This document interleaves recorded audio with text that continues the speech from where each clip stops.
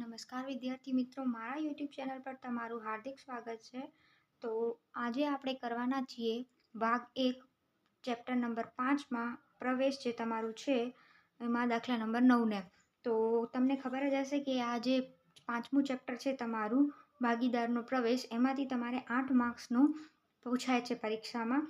તો 8 માર્ક્સનો દાખલો છે, બહુ મહત્ત્વના હોય છે 8 માર્ક્સ, કાંઈ નાની વાત ન કહેવાય। તો 8માંથી જો 8 આવે તો કેટલું સારું કહેવાય। તો તમારે ફક્ત એક જ કાર્ય કરવાનું છે કે દરરોજ જે પણ વિડીયોઝ છે મારા એ તમે જોતા રહેશો તો તમે આરામથી આ 8 માર્ક્સ પામી શકશો। તો કાંઈ પણ નથી, બહુ જ સહેલા દાખલા છે, ફક્ત પાઘડીના જે પોઈન્ટ છે એમાં તમારે થોડુંક ધ્યાન આપવાનું છે। બાકી તમને બધા જે હવાલા છે હું સારી રીતે સમજાવવાની છું। તો સારી રીતે સમજવા માટે વિડીયોને છેલ્લે સુધી જરૂરથી જોજો। તો ટાઈમ વેસ્ટ ના કરીએ અને આપણે શરૂ કરીએ દાખલા નંબર 9થી કે દાખલા નંબર 9માં શું આપેલું છે। આ દાખલો તમને એક્ઝામના પોઈન્ટ ઓફ વ્યૂથી મને લાગે છે કે પૂછાઈ શકે એવો છે, એટલે હું તમને કરાવું છું। તો તમે એક વખત જરૂરથી જોજો। વાંચીએ આપણે તો દાખલા નંબર 9માં આપણને આપેલું છે કે આસ્થા અને આહાના એક પેઢીના ભાગીદારો છે। 31/3/17ના રોજ તેમની પેઢીનું પાકું સરવૈયું નીચે મુજબ હતું। આસ્થા અને આહાના બે ભાગીદારો છે। અહીંયા પ્રવેશમાં શું હોય છે, એક નવો ભાગીદારનો પ્રવેશ થાય છે, એટલે પહેલાંથી જૂના બે ભાગીદારો આપણને આપેલા છે આસ્થા અને આહાના, અને પાકું સરવૈયું પેઢીનું આપણને આપેલું છે। પાકું સરવૈયું જોતાં પહેલાં આપણે એક વખત જે હવાલાઓ છે એના ઉપર નજર ફેરવી લઈએ કે આપણને અન્ય માહિતીમાં કયા હવાલાઓ આપેલા છે। તો અહીંયા તમને આપેલું છે કે તારીખ 1/4/17થી તેઓએ સોનુને નવા ભાગીદાર તરીકે દાખલ કરી પ્રવેશની શરતો નીચે મુજબ હતી। હવે 1/4/17થી અહીંયા સોનું પ્રવેશ પામે છે ભાગીદારીમાં। તો હવે 3 ભાગીદારો થશે, આસ્થા અને આહાના તો પહેલાંથી છે જ, અને અહીંયા સોનું પણ ભાગીદારીમાં પ્રવેશ પામે છે। સોનું મૂડી તરીકે 80,000 અને તેના ભાગની પાઘડી પૈકી 7200 રોકડા લાવશે। જે નવો ભાગીદાર હોય એને પેઢીમાં કંઈક ને કંઈક તો લાવવું જ પડે। તો અહીંયા પાઘડી તરીકે અમુક રકમ લાવે, રોકડમાં લાવે અથવા તો કોઈ મિલકત લાવે, કોઈ પણ સ્વરૂપે કંઈક લાવે ત્યારે જ આપણે એને પ્રવેશ આપીએ। તો અહીંયા સોનું શું લાવે છે, તો સોનું મૂડી તરીકે એના 80,000 લાવે છે અને એના ભાગની પાઘડી પૈકી 7200 રોકડા લાવે છે। હવે આ પાઘડીનો જે પોઈન્ટ છે એ આગળ જતાં હું તમને સમજાવીશ શું કરવાનું છે। એક વખત આપણે આખો સમ સારી રીતે પહેલાં રીડ કરી નાખીએ। બીજા હવાલામાં આપેલું છે કે નવું નફા નુકસાનનું પ્રમાણ 4/3/3 નક્કી કરવામાં આવ્યું છે। નવું નફા નુકસાનનું પ્રમાણ જે આપણું 4/3/3 આપ્યું છે આ લોકોએ, તો જૂનું ક્યાં છે? જૂનું તો આપેલું જ નથી, આગળ આપણે વાંચ્યું એમાં ક્યાં પણ જૂનાનો ઉલ્લેખ નહોતો, એટલે જૂનું પ્રમાણ આપણે 1/1 ગણવું પડશે આ દાખલામાં। પાઘડીનું મૂલ્યાંકન 40,000 કરવામાં આવ્યું। ઉપર તમને કીધું છે કે સોનું તેના ભાગની પાઘડી પૈકી 7200 રોકડા લાવશે, અને અહીંયા તમને કહે છે કે પાઘડીનું મૂલ્યાંકન 40,000 કરવામાં આવ્યું। તો આ શું છે, તો આ પાઘડીનું કુલ મૂલ્યાંકન છે કે ત્રણેય ભાગીદારોની જે પાઘડી હશે એનું કુલ મૂલ્યાંકન 40,000 થશે, જેમાંથી નવા ભાગીદારે એના ભાગની જે એનો હિસ્સો હશે, એના નફા નુકસાનનું પ્રમાણ હશે એ પ્રમાણે એ પાઘડી લાવશે પેઢીમાં। તો એ પ્રમાણે અહીંયા સોનું એ લાવવી જોઈએ। તો સોનું અહીંયા 7200 રોકડા લાવે છે। હવે શું એને 7200ની જ હતી પાઘડી કે હજી કંઈક વધારે કે ઓછી થશે એ આપણે એક વખત ચેક કરી લેશું। તો એ પણ હું તમને પછી આગળથી કરાવું છું કે કઈ રીતે કરશું। કામદાર વળતરનો દાવો આપણને 3200 મંજૂર કર્યો છે। રોકાણો 19,200માં આહાના લઈ જવાની છે। રોકાણો પર મળવાનું બાકી વ્યાજ 2400 નોંધેલ નથી, તો આપણે નોંધી લેશું। લેણદારોએ લખેલી દેવી હુંડી 2000 સ્વીકારેલ છે, જે ચોપડે નોંધેલ નથી। જમીન મકાનની ચોપડે કિંમત તેની બજાર કિંમત કરતાં 20% ઓછી છે। આ પોઈન્ટ પણ હું તમને સારી રીતે સમજાવી દઈશ આગળ જતાં। ચૂકવેલ વીમા પ્રીમિયમના 4800 આવતા વર્ષના છે। જરૂરી ખાતા અને પ્રવેશ બાદનું પાકું સરવૈયું તૈયાર કરો। તો આપણે ઓલમોસ્ટ સમ રીડ કરી ચૂક્યા છીએ। એક વખત આવો પાકું સરવૈયું જોઈ લઈએ કે આપણને પેઢીનું જે પાકું સરવૈયું છે જૂનું એમાં શું આપેલું છે। તો પહેલાં મિલકત લેણા સાઈડ આપણે જોઈ લઈએ તો પાઘડી આપેલી છે તમને 8400। આ કઈ પાઘડી કહેવાય? આ કહેવાય જૂની પાઘડી। જૂની પાઘડીનું આપણે શું કરવાનું હોય, તો જૂની પાઘડી જૂના ભાગીદારોને જૂના પ્રમાણમાં વેચવાની હોય। યાદ રાખજો, જૂની પાઘડી જૂના ભાગીદારોને જૂના પ્રમાણમાં વેચવાની હોય। જમીન મકાન 40,000 આપેલું છે, જેનો એક હવાલો હતો આપણને, એટલે આપણે અહીંયા એક ટીક માર્ક કરી નાખીએ કે અહીંયા આપણને હવાલો છે। યંત્રો આપેલા છે 32,000, રોકાણો આપેલા છે 20,000। એમાં પણ આપણને શું કહેવા માંગે છે કે રોકાણો આહાના લઈ જાય છે, તો આહાના 19,200માં લઈ જાય છે, આપણે આગળ વાંચ્યું। હવે અહીંયા તો 20,000 કિંમત આપેલી છે, તો આનું શું થશે એ આપણે આગળ જતાં જોઈ લઈએ। દેવાદારો આપેલા છે સ્ટોક, રોકડ, જાહેરાત, ઝુંબેશ, ખર્ચ, નફા નુકસાન ખાતું. જાહેરાત, ઝુંબેશ, ખર્ચ અને નફા નુકસાન ખાતું એ આપણે ભાગીદારોને જૂના પ્રમાણમાં વેચી દઈશું. કયા ભાગીદારોને? જૂના ભાગીદારોને જૂના પ્રમાણમાં વેચવાનું રહેશે. ધ્યાન રાખજો આ બાબતને અહીંયા. આ પછી તમને મૂડી દેવા બાજુ આપેલું છે કે આસ્થા અને આહાનાની મૂડી આટલી છે. આ પછી કામદાર વળતર ભંડોળ, રોકાણ વધઘટ ભંડોળ, પ્રોવિડન્ટ ફંડ, ગાલખાત અનામત, લેણદારો અને દેવી હુંડી આપેલા છે. તો ઓલમોસ્ટ આપણે બધો આખો સમ રીડ કરી ચૂક્યા છીએ. હવે આપણે ઝડપથી સમ ગણવાનું ચાલુ કરી નાખીએ તો આપણો ટાઈમ ઓછો વેસ્ટ થાય. તો સૌપ્રથમ આપણે શું કરશું? સૌપ્રથમ આપણે પાઘડીના પોઈન્ટ્સને સોલ્વ કરશું કે આપણું એ કામ પતી જાય. એક પહેલે પાઘડીના પોઈન્ટ્સને સોલ્વ કરી નાખીએ આપણે. એના પછી આપણને જે બાકી બધા હવાલા છે એ આપણે સોલ્વ કરશું. તો એના માટે આપણે પહેલાં ખાતા બનાવી લેશું. તો અહીંયા મેં તો ઓલમોસ્ટ તૈયાર રાખ્યા જ છે ખાતા બનાવીને. તમે પણ એક વખત ખાતા બનાવી લેજો અને એના પછી તમે 2 મિનિટ્સ વચ્ચે મ્યુટ કરીને પછી તમે રાખી શકો છો અને ખાતા બનાવીને પછી તમે મારી સાથે સમ ગણી શકો છો. તો જે પ્રમાણે તમને અનુકૂળ લાગે. તો પહેલાં આપણે શું કરવાનું છે? અહીંયા પાઘડીના પોઈન્ટને હું તમને એક વખત સમજાવી લઉં કે પાઘડીનું જે પોઈન્ટ છે તમારો એ કઈ રીતે આપણે સોલ્વ કરવાનો રહેશે. તો અહીંયા તમને શું કીધું છે? અહીં પાઘડીનું મૂલ્યાંકન આપણને કેટલું આપેલું છે? 40,000. અને સોનુનું પ્રમાણ કેટલું છે? પેઢીમાં કયા પ્રમાણમાં એને આપણે આપવાના છીએ પ્રવેશ? તો અહીંયા તમને નવું પ્રમાણ આપેલું છે 4:3:3. 4 + 3 7, 7 + 3 10. એટલે કે નવું પ્રમાણ સોનુનું શું ગણાશે? 3/10. તો 40,000ની જો કુલ પાઘડી હોય એમાં સોનુએ કેટલું લેવાનું રહેશે? 3 ભાગ લેવાનો રહેશે. તો 40,000નો જ્યારે તમે 3 કરો તો અહીંયા તમારી રકમ આવશે 12,000 રૂપિયા. 12,000 રૂપિયા રકમ સોનુએ પાઘડી તરીકે લાવવાની રહેશે. પણ સમમાં જો કે તમને કેટલા આપેલા છે? 7200 જ આપેલા છે. તો 12,000માંથી જો 7200 કાઢી નાખીએ તો બાકીના 4800 રૂપિયા કોણ આપશે? સોનું જ આપશે. કેવી રીતે આપશે? તો તમને ખબર જ છે કે જો નવો ભાગીદાર તેના ભાગની પાઘડી રોકડમાં લાવતો ન હોય તો આપણે એના ખાતે ઉધાર કરવી પડે. અને જે જૂના ભાગીદારો છે એમાંથી જે ત્યાગ કરશે એને જ પાઘડી મળશે. એને આપણે જૂના ત્યાગના પ્રમાણમાં આપી દઈશું પાઘડી. જૂના ભાગીદારોને એમના ત્યાગના પ્રમાણમાં પાઘડી મળી જશે. તો અહીંયા 7200ની પાઘડીની અલગ અસર આપશું કારણ કે એ રોકડમાં લાવે છે. 4800ની અલગ અસર આપશું કારણ કે એ રોકડમાં લાવતો નથી. તો અહીંયા પાઘડીની જે આમનોંધ છે એક વખત હું તમને અહીંયા લખીને દેખાડું અને એ પ્રમાણે આપણે એની ખતવણી કરી દઈશું. તો પહેલી જે આપણી પાઘડી છે રોકડમાં લાવે, કેટલી લાવે? 7200. 7200ની પાઘડી રોકડમાં લાવે છે. તો આમનોંધ શું થશે? આપણી પેઢીમાં શું આવશે?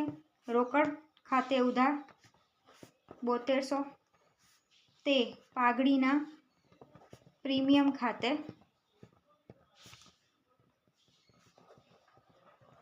7200. આ પછી જે આ પાઘડીનું પ્રીમિયમ છે એ કોણ લઈ જશે? ત્યાગ કરનાર ભાગીદારો. તો પાઘડીના પ્રીમિયમ ખાતે ઉધાર 7200 તે ત્યાગ કરનાર ભાગીદાર ખાતે. હવે ત્યાગ કરનાર ભાગીદાર કોણ છે? તો આવો પહેલાં આપણે ત્યાગનું પ્રમાણ પણ સાથે સાથે શોધી લઈએ કે અહીંયા ત્યાગનું પ્રમાણ કેટલું થશે અને કોણ ત્યાગ કરવાનું છે. તો જૂનું પ્રમાણ આપણને દાખલામાં આપેલું નથી તો આપણે શું ગણવાના છીએ? અહીંયા 1:1. નવું પ્રમાણ શું છે આપણું? 4:3:3. તો આપણું ત્યાગનું સૂત્ર શું છે? ત્યાગ બરાબર જૂનું માઇનસ નવું. ત્યાગ શોધવા માટે આપણે શું કરવું પડે? જૂનું પ્રમાણમાંથી નવું પ્રમાણ બાદ કરવું પડે. તો પહેલાં આસ્થાનું જોઈ લઈએ. આસ્થાનું જૂનું પ્રમાણ 1:1 એટલે 1/2. એવી રીતે આહાનાનું 1/2. એમાંથી આપણે નવું પ્રમાણ માઇનસ કરી નાખીએ. નવું પ્રમાણ શું છે એમનું? 4/10. 3/10. હવે અહીંયા 1 દશા 10 માઇનસ 2 ચોક 8 10 દુ 20. એવી રીતે અહીંયા 10 3 દુ 6 2 દામ 20. 10માંથી 8 જાય 2/20. અહીંયા આવશે 4/20. એટલે આપણું જે પ્રમાણ હશે એ શું આવશે? 2:4. 4 ત્યાગનું પ્રમાણ તમારું 2:4 રહેશે. જો હજી ટૂંકું કરીએ તો 1:2 આના બંનેના અડધા લઈ લેવાના. તો અહીંયા આપણે ત્યાગનું પ્રમાણ જોઈ લીધું કે આસ્થા અને આહાના 1:2 પ્રમાણમાં ત્યાગ કરી રહ્યા છીએ. તો આપણે જે આ પાઘડીની રકમ છે એ આસ્થા અને આહાનાને 1:2 પ્રમાણમાં વહેંચી દઈશું. તો તે આસ્થાના મૂડી ખાતે તે આહાનાના મૂડી ખાતે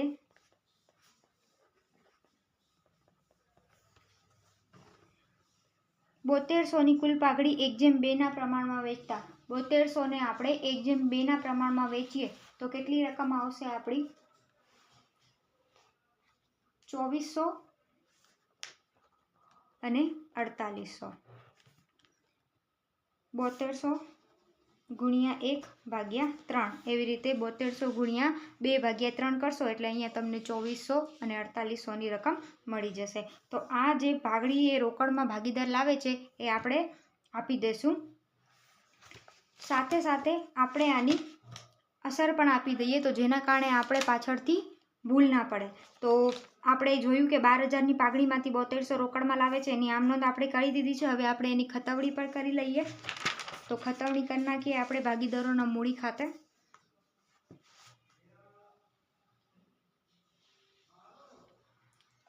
એક લીટી છોડી દઈએ આપણે બાકી માટે. તો અહીંયા આવશે કયા ભાગીદારોને મળશે? આસ્થા અને આહાનાને ત્યાગના પ્રમાણમાં. તો અહીંયા આપણે લખશું પાઘડીના પ્રીમિયમ ખાતે આસ્થા અને આહાનાને આપી દઈશું આપણે 2400 અને 4800.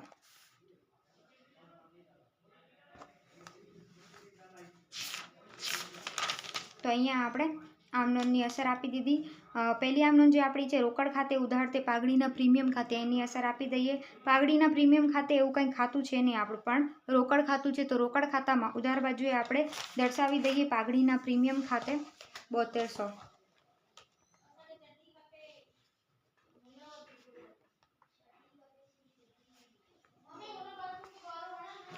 તો અહીંયા આપણી જે આમનોંધ છે એની આપણે અસર આપી ચૂક્યા છીએ. હવે આ આમનોંધ થઈ જે રોકડમાં લાવતો હતો એની. હવે જે પાઘડી એ રોકડમાં નથી લાવતો 12000ની કુલ પાઘડી સોનુએ લાવવાની છે એમાંથી 7200ની પાઘડી એ રોકડમાં લાવ્યો. બાકીની જે રોકડમાં નથી લાવતો 4800ની એની અસર આપણે આપી દઈએ. તો આપણે શું કરશું? સોનુના ખાતે ઉધાર કરશું કારણ કે એ રોકડમાં નથી લાવતો. સોનુના મૂડી ખાતે ઉધાર 4800 તે આસ્થાના મૂડી ખાતે તે આહાનાના મૂડી ખાતે 4800ને તમે 1:2 પ્રમાણમાં વેચી નાખો તો તમારી રકમ આવશે 1600 અને 3200. તો એની અસર પણ આપણે આપી દઈએ ભાગીદારોના મૂડી ખાતે. સોનુના મૂડી ખાતે ઉધાર એટલે ઉધાર બાજુએ નામ કોનું આવશે? આસ્થાના મૂડી ખાતે 1600, આહાનાના મૂડી ખાતે 3200 અને અહીંયા આપણે કઈ અસર આપશું? સોનુના મૂડી ખાતે નામ સોનુનું આવશે પણ ખાતામાં રકમ કોના જશે? આસ્થા અને આહાનાના 1600 અને 3200. આ થઈ ગઈ આપણી પાઘડીની બધી અસરો અહીંયા કમ્પ્લીટ. તો હવે પાઘડીના પોઈન્ટ તો આપણે સોલ્વ કરી નાખ્યા એટલે દાખલામાં હવે કંઈ વધારે રહેશે નહીં. બાકી બધું તો બહુ ઇઝી જ છે. જે હાર્ડ હતું એ પાઘડીના પોઈન્ટ સોલ્વ કરવામાં જ બાળકોને બહુ મિસ્ટેક થતી હોય છે કે મૂંઝાઈ જાય છે કે શું કરવાનું. તો એ પોઈન્ટ આપણે પહેલાં જ સોલ્વ કરી ચૂક્યા છીએ. હવે આપણે ફટાફટથી જે બાકીના પોઈન્ટ્સ છે એ સોલ્વ કરી નાખીએ. તો આવી જઈએ આપણે બીજા હવાલાઓ ઉપર. તો હવાલા નંબર પહેલો જે આપણો હતો શું કીધું હતું એમાં? સોનું મૂડી તરીકે 80000 અને તેના ભાગની પાઘડી રોકડમાં લાવશે. પાઘડીની અસર આપ્યા બાદ શું બાકી રહે છે? અહીંયા મૂડીની અસર આપવાની. તો મૂડી શું કરવાની? ભાગીદારના મૂડી ખાતે જમા બાજુ લખી નાખવાનું. આમ નોંધ શું થશે આની? રોકડ ખાતે ઉધાર તે સોનુના મૂડી ખાતે કારણ કે રોકડમાં લાવે છે. તો આપણે એક અસર રોકડ ખાતામાં આપશું અને બીજું સોનુના મૂડી ખાતે આપશું. તો સોનુના મૂડી ખાતામાં આપણે શબ્દ કયો વાપરશું? રોકડ ખાતે. અને એના ખાતામાં આપણે લખી નાખશું 80000. એવી જ રીતે આપણે રોકડ ખાતામાં શબ્દ વાપરશું સોનુના મૂડી ખાતે, ઉધાર બાજુ આવશે સોનુના મૂડી ખાતે 80,000. તો આપણે આ રોકડ ખાતામાં પણ અસર આપી દીધી. હવે આગળ જોઈએ આપણે ચોથા નંબરનો પોઈન્ટ જે તમારો છે, કામદાર વળતરનો દાવો 3200 મંજૂર કર્યો. કામદાર વળતરનો દાવો તમને પાકા સરવૈયામાં કેટલો આપેલો છે? 4800નો. એમાંથી 3200નો મંજૂર કર્યો. તો કાંઈ જ નથી કરવાનું. 3200નો જે મંજૂર કર્યો છે એ એઝ ઇટ ઇઝ કામદાર વળતરનો દાવો મૂડી દેવા બાજુ લખી નાખો તમે 3200. હવે પાકા સરવૈયામાં 4800 આપેલો છે અને અહીંયા 3200 છે, તો કામદાર વળતર દાવો 4800 પાકા સરવૈયાવાળો માઇનસ કરી નાખીએ એમાંથી આપણે હવાલાવાળો. તો હવે વધ્યો કેટલો આપણી જોડે? 1600. આ જે 1600 છે એનું શું કરવાનું છે? એ જશે ભાગીદારોના મૂડી ખાતે. તો ભાગીદારોને આપણે આપી દઈશું 1600. કયા પ્રમાણમાં? જૂના પ્રમાણમાં. કોને? જૂના ભાગીદારોને. જૂના ભાગીદારોને જૂના પ્રમાણમાં આપણે કામદાર વળતર દાવો આપી દઈશું.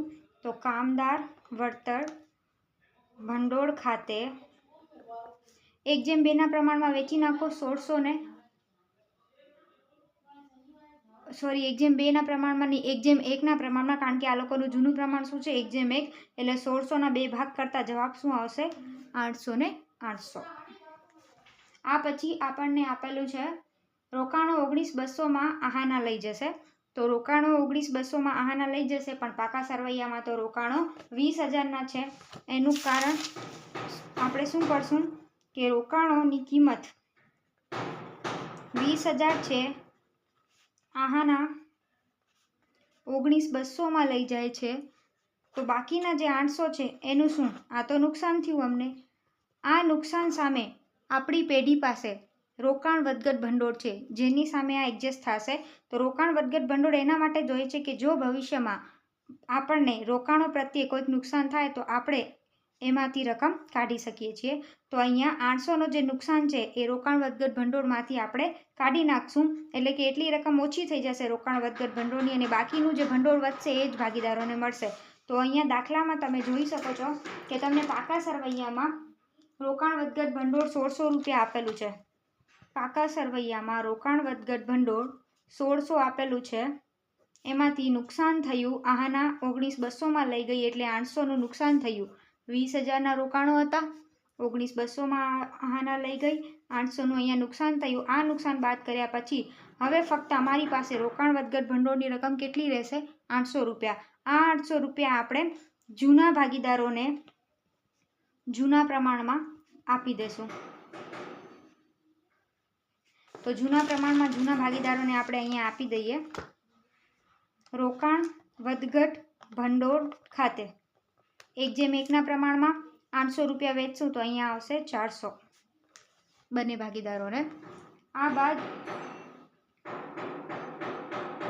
રોકાણો પર મળવાનું બાકી વ્યાજ 2400 નોંધેલ નથી. તો છઠ્ઠા નંબરના પોઈન્ટમાં તમને કીધું છે કે રોકાણો પર મળવાનું બાકી વ્યાજ એ નોંધેલ નથી.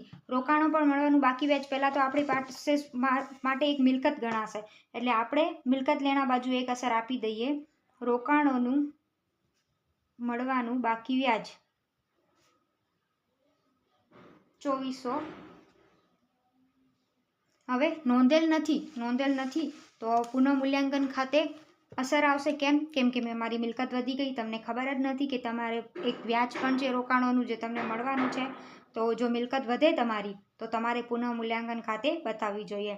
મિલકત વધે તો ઉધાર થાય, તો પુનઃમૂલ્યાંકન ખાતું શું થાય? જમા થાય. તો પુનઃમૂલ્યાંકન ખાતે જમા બાજુ આપણે લખશું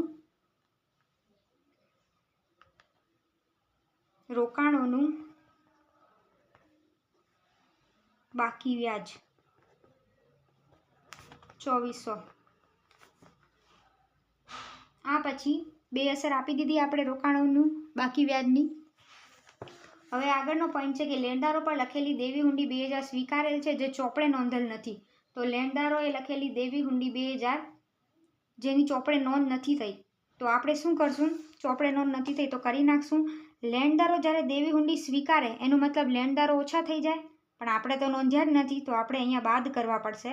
તો અહીંયા મૂડી દેવા બાજુ આપણે લખશું લેણદારો કેટલા આપેલા છે આપણને પાકા સરવૈયામાં 12,000ના, એમાંથી આપણે 2,000ના માઇનસ કરી નાખશું. એટલે હવે આપણા જે લેણદારો છે એ કેટલા રહેશે?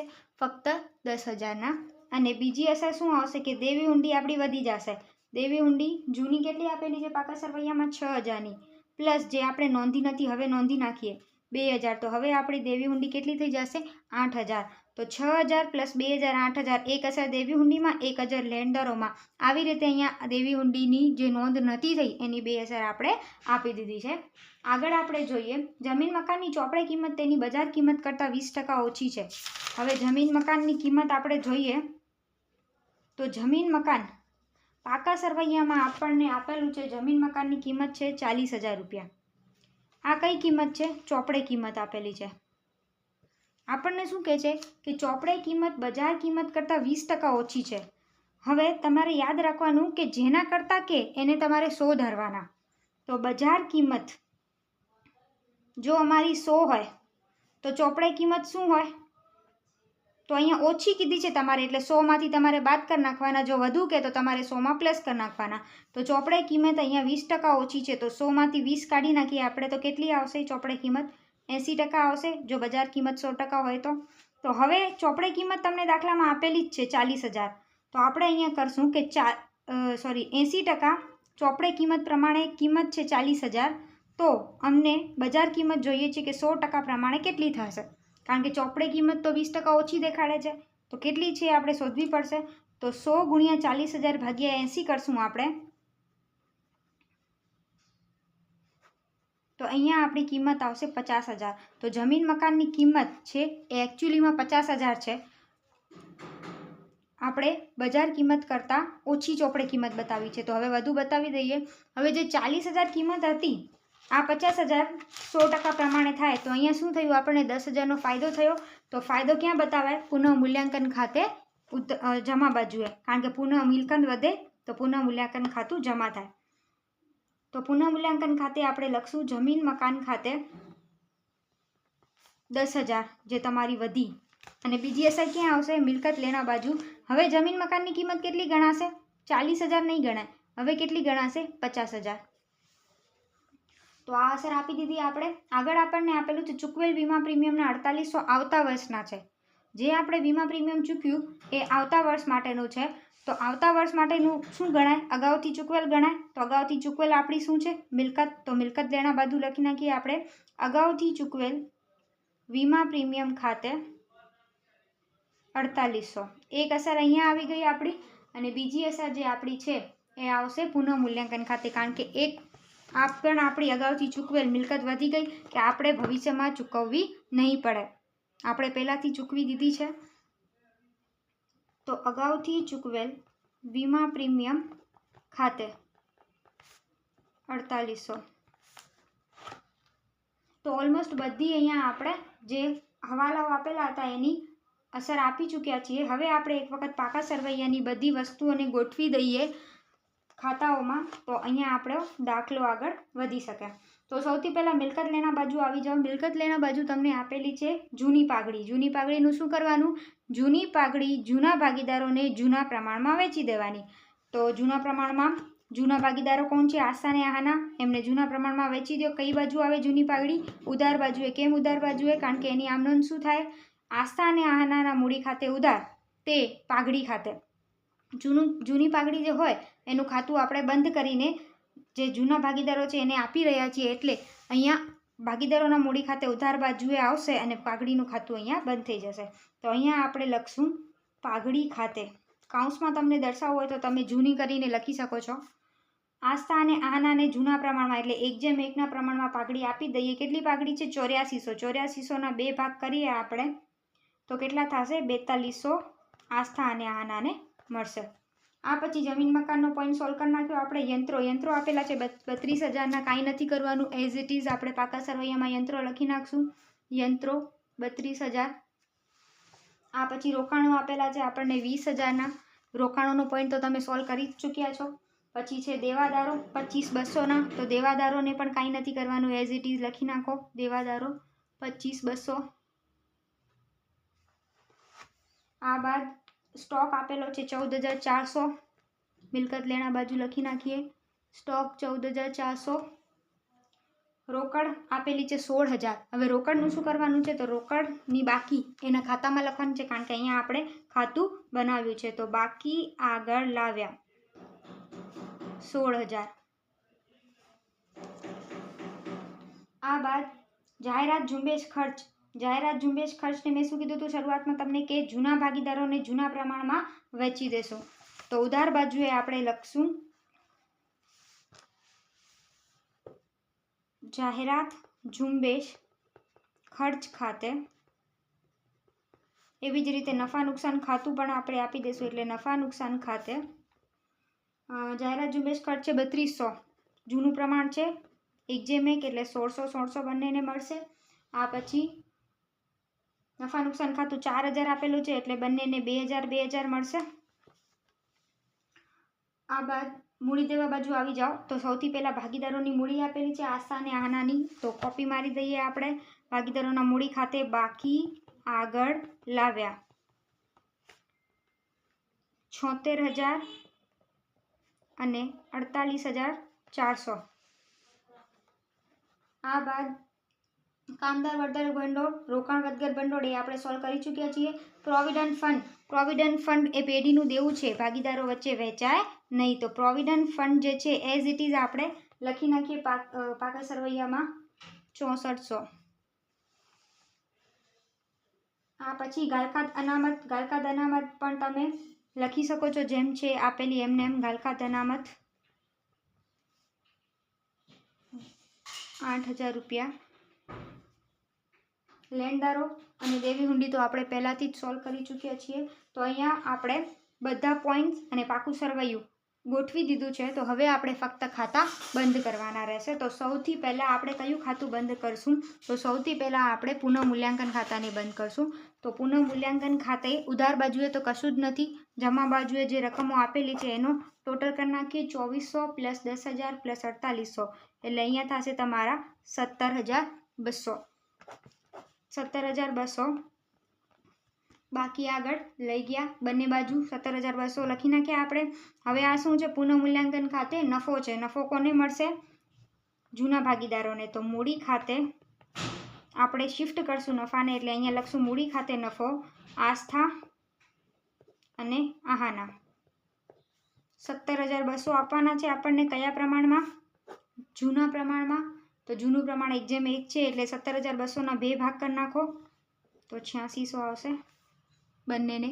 હવે આ રકમ ક્યાં જશે? તો ભાગીદારોના મૂડી ખાતે જમા બાજુએ જશે. તો ભાગીદારોના મૂડી ખાતે આપણે લખશું પુનઃ મૂલ્યાંકન ખાતે નફો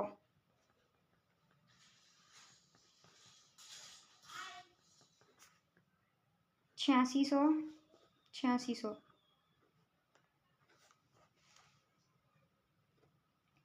આ બાદ આપણે ભાગીદારોનું મૂડી ખાતું બંધ કરશું. તો સૌથી પહેલાં આપણે સોનુનું ખાતું બંધ કરી નાખીએ. સોનુના જમા બાજુ 80,000 છે અને ઉધાર બાજુ ઓછી રકમ છે, એટલે પહેલાં તો એનો જમા બાજુએ જ ક્લિયર કરી નાખીએ. 80,000થી બંને બાજુ રકમ બંધ કરી નાખીએ. હવે બાકી આગળ લઈ ગયા. સોનુની કેટલી થશે? બાકી આગળ લઈ ગયા અહીંયા 80,000માંથી 1600 અને 3200 બાદ કરીએ તો આપણો જવાબ આવશે 75,200. એવી જ રીતે આપણે અહીંયા આહાનાનું ખાતું બંધ કરી નાખીએ. 4800 + 3200 + 800 + 400 + 8600. તો અહીંયા આપણો આવશે 66,200. બંને બાજુ બંધ કરી નાખીએ. માઇનસ કરી નાખીએ 4200, 1600,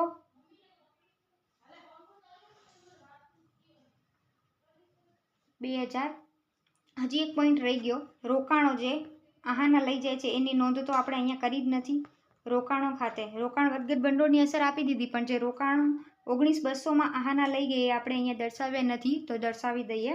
તો 4200 - 1600 - 2000 અને -19,200 કરતાં અહીંયા આપણો જવાબ આવશે 39,200. આ પછી આસ્થાનું ખાતું બંધ કરીએ 76,000 પ્લસ 2400 પ્લસ 1600 પ્લસ 800 પ્લસ 400 અને પ્લસ 8600. તો અહીંયા તમારા થઈ જશે 89,600 89,800 89,800 બંને બાજુ લખી નાખીએ આપણે. હવે રકમ બાદ કરી નાખીએ. 89,800માંથી 4200 1600 અને 2000 રકમ બાદ કરતા બાકી આગળ લઈ ગયા કેટલો આવશે અહીંયા આનો 4200 માઇનસ 1600 માઇનસ 2000. તો અહીંયા આવશે આપણા 82,000. તો અહીંયા ત્રણેય ભાગીદારોની બાકી જે છે એ આપણે ક્યાં લખી નાખશું? પાકા સરવૈયામાં મૂડી દેવા બાજુ મૂડી કરીને ભાગીદારોની મૂડી આસ્થા, આહાના અને સોનું ત્રણેયની મૂડી લખી નાખીએ આપણે અહીંયા 82,000 39,200 75,200 એનો ટોટલ જે છે આપણે અહીંયા દર્શાવી દઈશું. તો ટોટલ જે તમારો આવશે એ આવશે 1,96,400. ત્રણનો ટોટલ દર્શાવી દીધો. હવે આપણે પાકું સરવૈયું બંધ કરી શકીએ છીએ. એના માટે આપણે પહેલાં રોકડ ખાતું બંધ કરવું પડશે, કારણ કે અહીંયા આપણે હજી રોકડ લખવાની બાકી છે. તો રોકડ ખાતું બંધ કરી નાખીએ આપણે. રોકડ ખાતામાં આપણે બાકી આગળ લાવ્યા પાઘડીનું પ્રીમિયમ અને સોનુની મૂડી, આ ત્રણ જ વસ્તુઓ છે. તો અહીંયા આપણે લખી નાખશું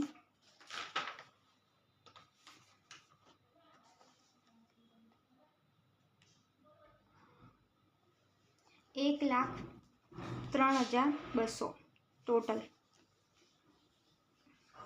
બાકી આગળ લઈ ગયા 1,03,200.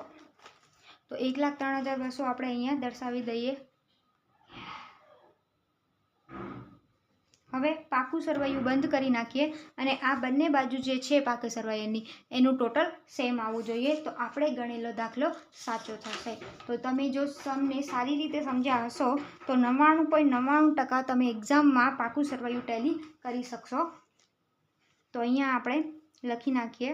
ટોટલ આવશે તમારા પાકા સરવૈયાનું 2,32,000. બંને બાજુ મારું પાકું સરવૈયું ટેલી થઈ ચૂક્યું છે. 2,32,000 જવાબ આવે છે. તો એક વખત તમે સારી રીતે સમને સમજી લો. કોઈ ડાઉટ હોય તો તમે મને યુટ્યુબ પર મેસેજ કરી શકો છો અને પૂછી શકો છો. મળીએ આપણે આગળ બીજા સમમાં.